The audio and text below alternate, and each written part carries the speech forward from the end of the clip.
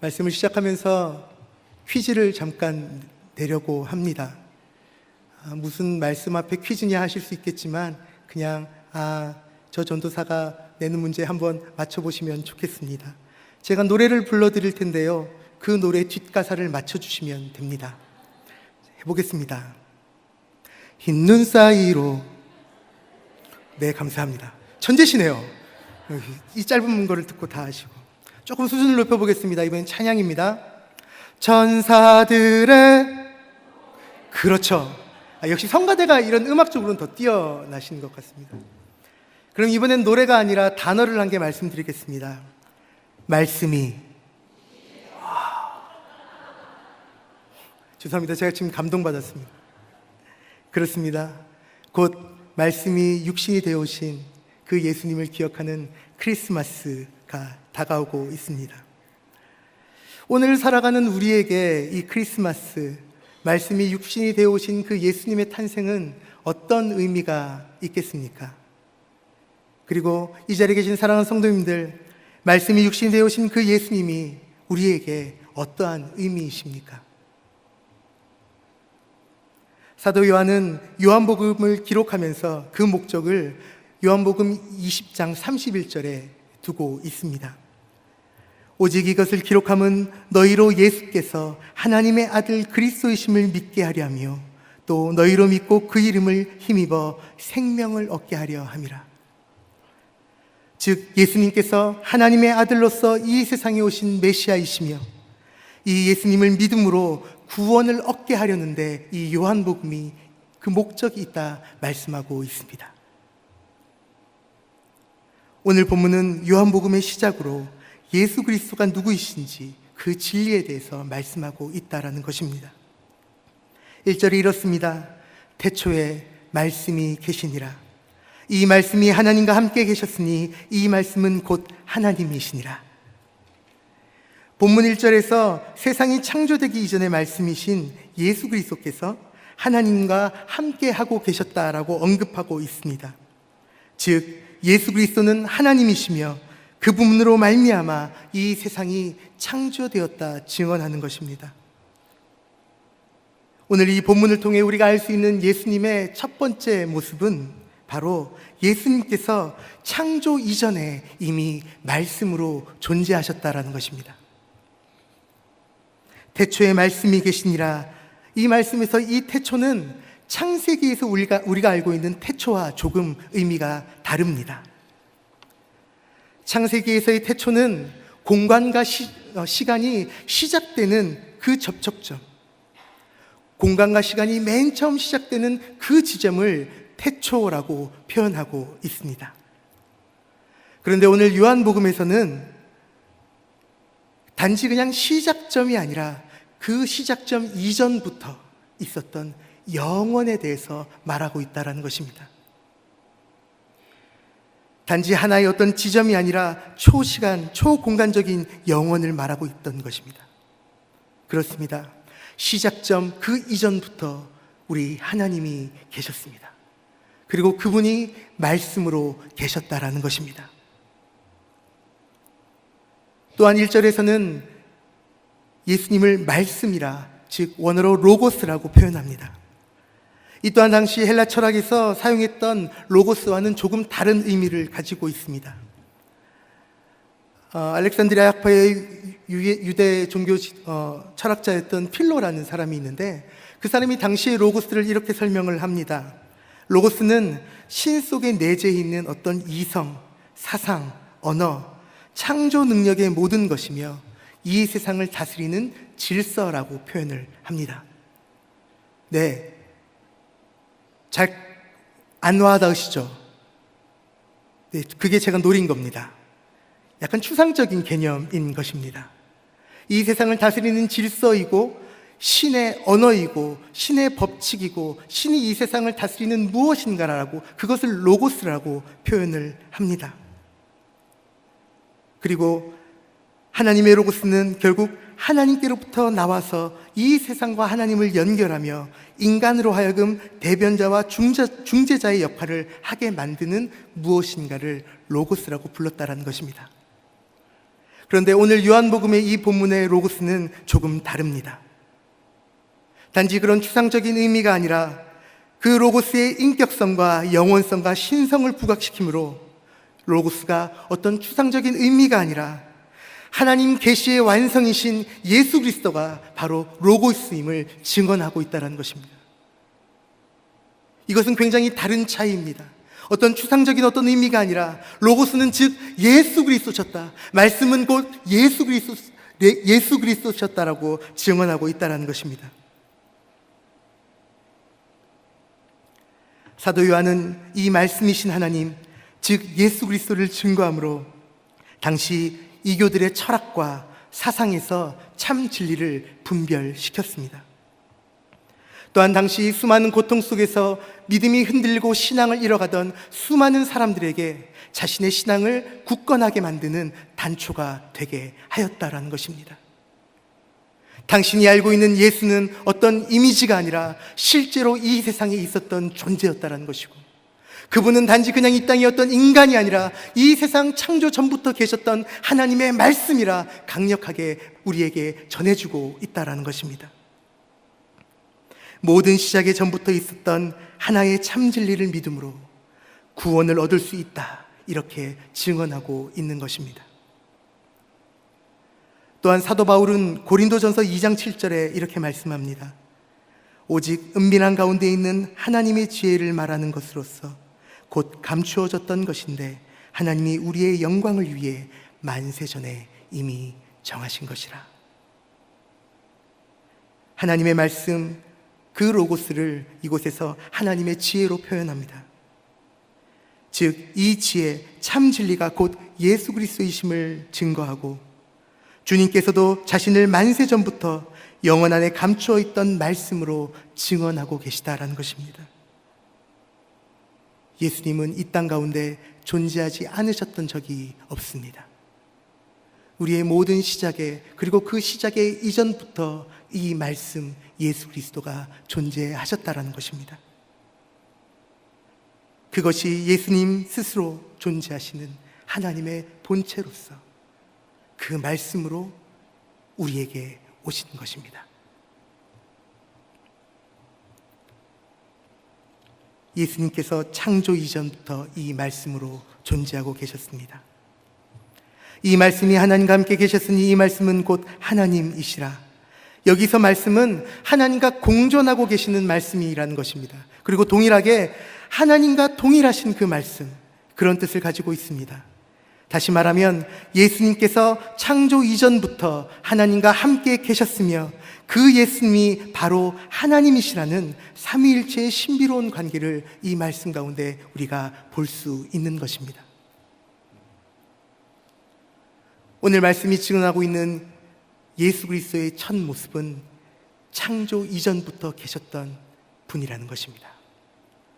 그렇다면 오늘 두 번째로 예수님에 대해서 설명하는 두 번째의 모습은 그 창조 전부터 계셨던 그 말씀이, 그 예수님이 창조의 중심이 되어주셨다는 것입니다. 본문의 2절과 3절을 살펴보면 이렇습니다. 그가 태초에 하나님과 함께 계셨고 만물이 그로 말미암아 지은 바 되었으니 지은 것이 하나도 그가 없이는 된 것이 없느니라. 하나님과 함께 계시던 말씀은 하나님을 이 땅에 나타내기 위해 만물의 창조를 통해 그 모습을 드러내셨습니다. 창조는 모든 피조물의 시작이었습니다. 또한 그 모든 피조물은 하나님을 드러내기 위한, 하나님을 나타내기 위한 그 계시였던 것입니다. 그리고 그 중심에 말씀이 계셨습니다. 모든 존재는 말씀으로 말미암아 지은 바 되었다라는 것입니다. 여러분, 이 세상의 모든 것의 근원에 예수 그리스도가 계십니다. 우리 한 명 한 명의 그 중심에 예수 그리스도의 모습이 있다라는 것입니다. 주님은 그 하나님의 형상을, 하나님의 모습을 우리에게 나타내셨습니다. 모든 만물이 말씀이신 하나님으로부터 그 하나님의 뜻에 따라 존재하게 되었습니다. 하나님과 함께 계시던 그 말씀이 자신을 만물에 계시하신 것입니다. 결국 이 창조라는 것은 하나님의 행동이 이 세상에 나타난 최초의 모습이었습니다. 그러므로 말씀은 모든 존재의 중심이 되는 것이며 모든 것의 시작의 그 주체가 예수 그리스도이시라는 것입니다.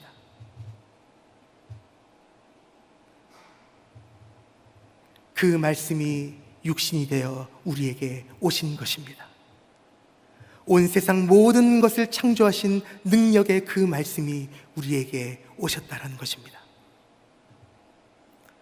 오늘 말씀 가운데 주시는 예수님에 대한 세 번째 설명은 이렇습니다.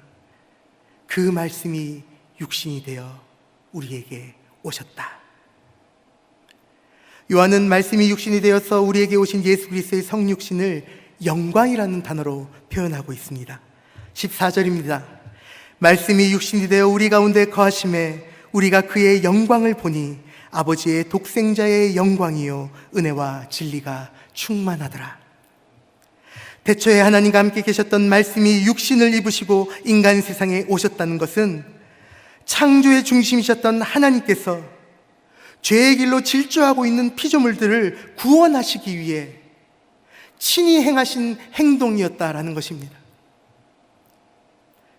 갈라디아서 4장 4절에 사도 바울은 이 육신의 신 말씀을 이렇게 설명합니다. 때가 참에 하나님이 그 아들을 보내사 여자에게서 나게 하시고,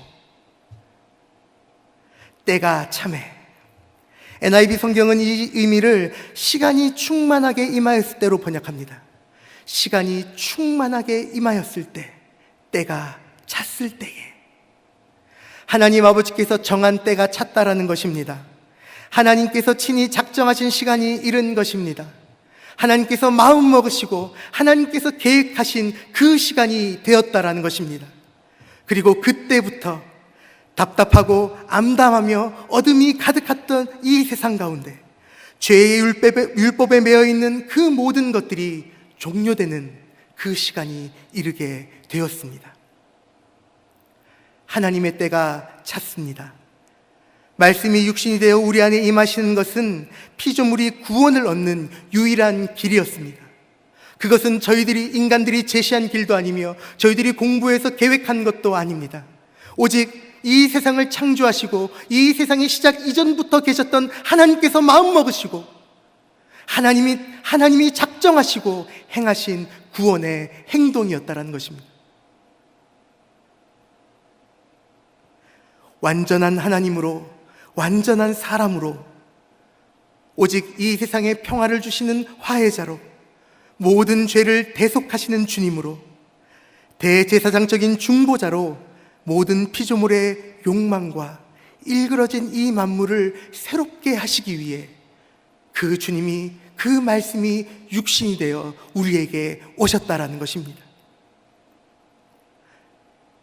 이것이 영광입니다. 마치 저 어두운 바다를 비추며 떠오르는 태양처럼, 사막에 꽃이 피어 향기를 내는 것처럼 사자와 어린 양들이 뛰어노는 그 주님의 나라가 이 말씀이 육신이 되어 옴을 통해 시작되어지게 되었습니다. 주님이 우리 안에 그것을 위해 오셨습니다. 아멘 하셔도 괜찮습니다. 말씀이 육신이 되어 우리 안에 거하심에 우리가 그의 영광을 보니 아버지 독생자의 영광이요, 하나님의 영광이 말씀이신 그리스도를 통해 이 땅 가운데 드러나게 되었습니다. 그 하나님의 영광과 예수 그리스도의 영광은 동일한 것입니다. 그 영광이 단지 하늘에 머물지 아니하시고 이 땅으로 내려오셔서 우리 안에 거하셨다라는 것입니다. 이것이 바로 말씀이 육신이 되신 영광이라는 것입니다. 그리고 그 영광을 이렇게 설명합니다. 은혜와 진리가 충만하더라.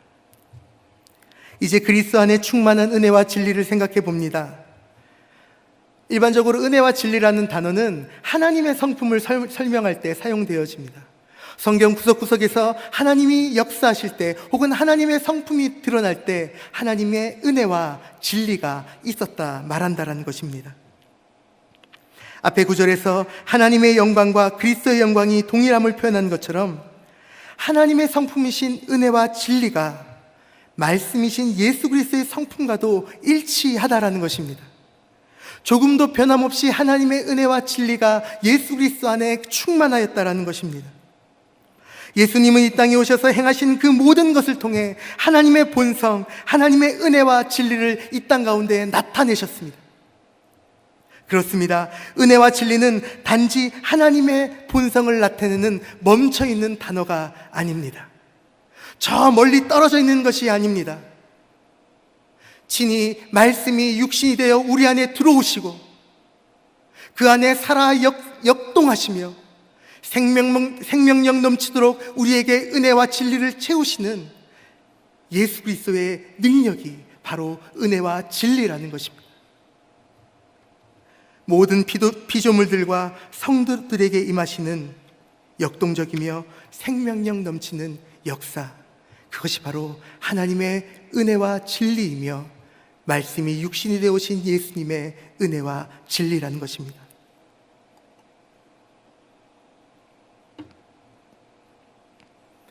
한 해를 보내며 다시 한번 생각해 봅니다. 우리의 모든 것의 시작이 예수 그리스도이셨습니까? 나의 생각과 나의 행동의 근원이 하나님의 말씀 예수 그리스도이셨습니까? 이 제약된 세상 안으로 빛 대신 주님이 친히 들어오셨습니다. 어둠 속에서 그 피조물들을 불러내어 기이한 빛에 들어가신 이 복된 소식을 알고 우리가 그것을 믿고 있습니다.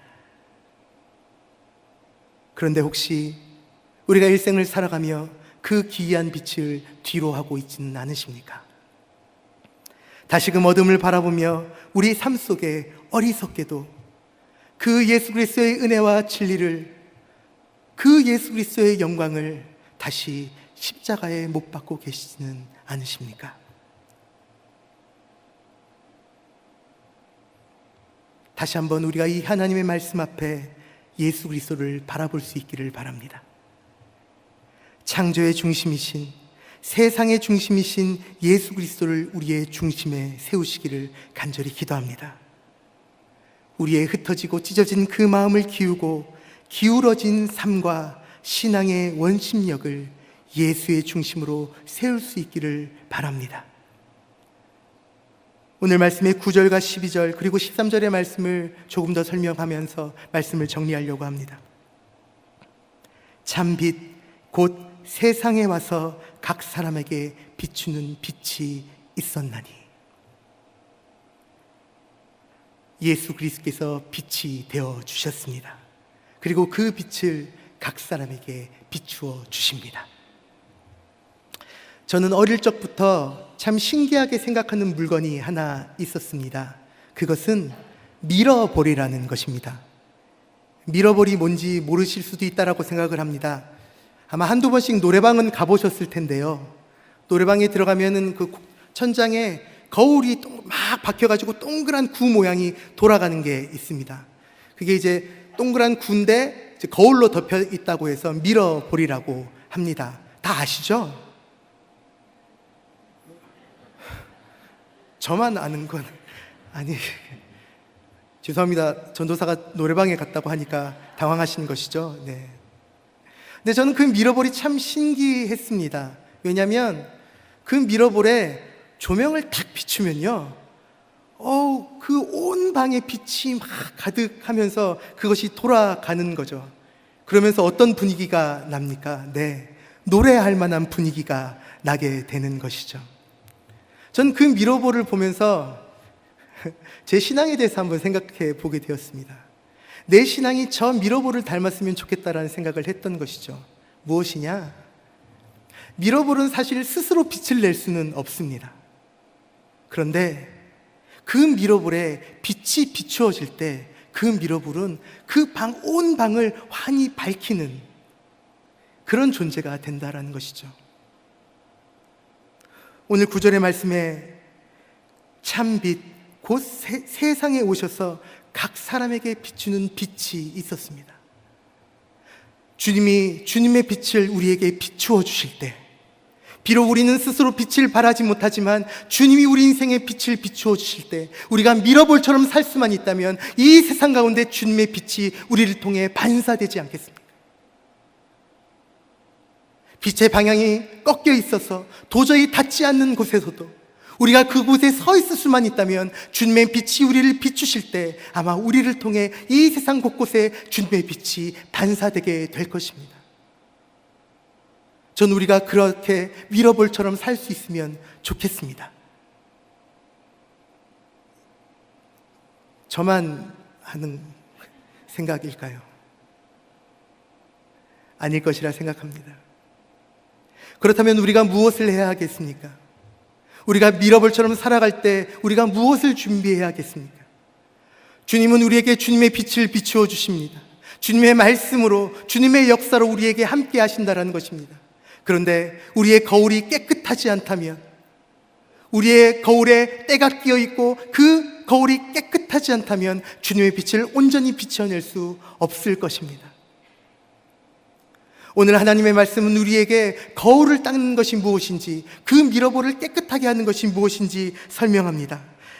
12절의 말씀입니다. 영접하는 자 곧 그 이름을 믿는 자들에게 하나님의 자녀가 되는 권세를 주셨으니 이는 혈통으로나 육정으로나 사람의 뜻으로 나지 아니하고 오직 하나님께로부터 난 자들이니라.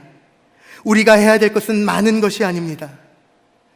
우리가 해야 될 거울을 닦는 것은 단지 이곳에서 말씀하십니다. 영접하는 것입니다. 그 빛을 받아들이는 것입니다. 그 빛이 나에게 온전히 들어올 수 있도록 나의 모든 것을 열어드리는 것입니다.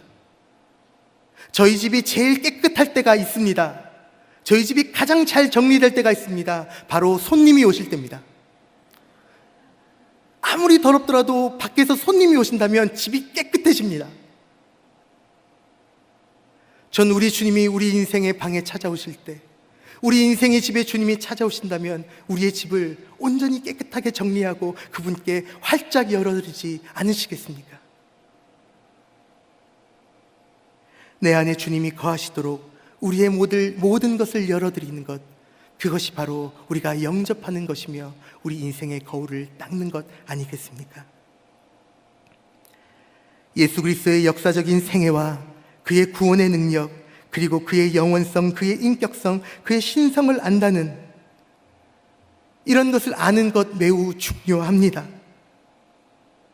그런데 우리가 우리 인생 가운데 그 주님과 온전히 동행하지 않는다면, 단지 알고만 지내는 사이라면 우리가 과연 이 땅 가운데 주님의 빛을 비추어내는 그런 사람들로 살 수 있었겠습니까? 혹시 그러신 분들이 계실지 모르겠습니다. 나는 이제 예수를 이미 잘 알고 있다라고 생각하실지 모르겠습니다. 이 정도면 충분히 아는 것 아닌가 생각하실지도 모르겠습니다. 죄송합니다. 예수님이 오셨던 시대에도 하나님을 제일 잘 알고 제일 잘 믿고 한다는 그런 사람들의 손에 예수님께서 십자가에 못 박혀 죽으셨습니다. 다시 한번 생각해 봐 주십시오. 단지 예수님을 아는 것 아니라 나의 모든 것 안에 주님이 들어오셔야겠습니다. 나의 눈을 주님의 눈에 맞추고,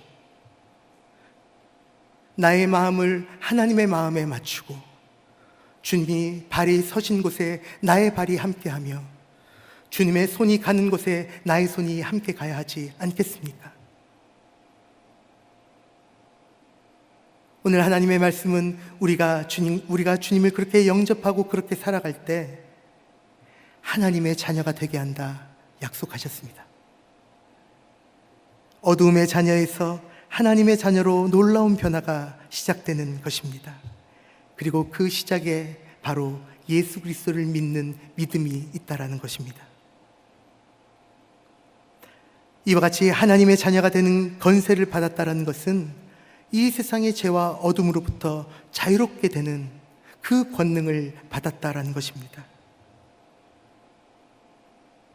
말씀이 육신이 되어 우리에게 오셨고 우리를 자유케 하는 권능을 주셨습니다. 그렇다면 이제 우리가 어떻게 살아야겠습니까? 주님이 우리에게 오신 것처럼 우리도 다른 이들에게 나아가서 아직도 죄에 머물러 있고 혹은 어둠의 아래에 있으며 두 발과 두 손이 묶여 자유롭지 못한 자들을 풀어주고 그들에게 자유를 주는 그런 사람으로, 그런 하나님의 백성으로 우리가 살아야 하지 않겠습니까? 말씀을 정리하겠습니다. 이는 혈통으로나 육정으로나 사람의 뜻으로 나지 아니하고 오직 하나님께로부터 난 자들이라. 말씀이 육신이 되어 우리 안에 거하신 하나님의 구원 사역은 초자연적이며 초역사적인 하나님의 사랑과 그 구원을 이 땅에 온전히 나타내셨습니다. 결국 예수님께서 우리에게 오신 이유는 구원받은 성도로 하여금 하나님의 은혜에 감사하게 하고 겸손하게 주의 뜻을 따르는 성도의 모습을 보여주신 것이라는 것입니다. 크리스마스가 다가오고 있습니다. 세상의 모든 사람들이 기뻐하고 즐거워해야 할 시간입니다. 가족과 함께 사랑을 나누며 이웃을 돌봐야 할 시간이겠습니다. 그리고 무엇보다 우리가 하나님의 백성으로 우리의 인생의 근원이 되시는 그 말씀, 친히 육신이 되어 우리 안에 거하시는 예수 그리스도로 인하여 우리의 근원 되신 하나님을 더 깊이 생각하고 그분을 영접하는 시간이기를 간절히 기도합니다. 마치 땅속에 씨앗을 심듯이 우리 인생의 말씀의 육신이 되어 들어오신 그 주님을 따라 우리 또한 이 세상 곳곳에 심기어져 하나님의 나라를 꽃피우는 그런 성도님들 되시기를 간절히 기도하겠습니다.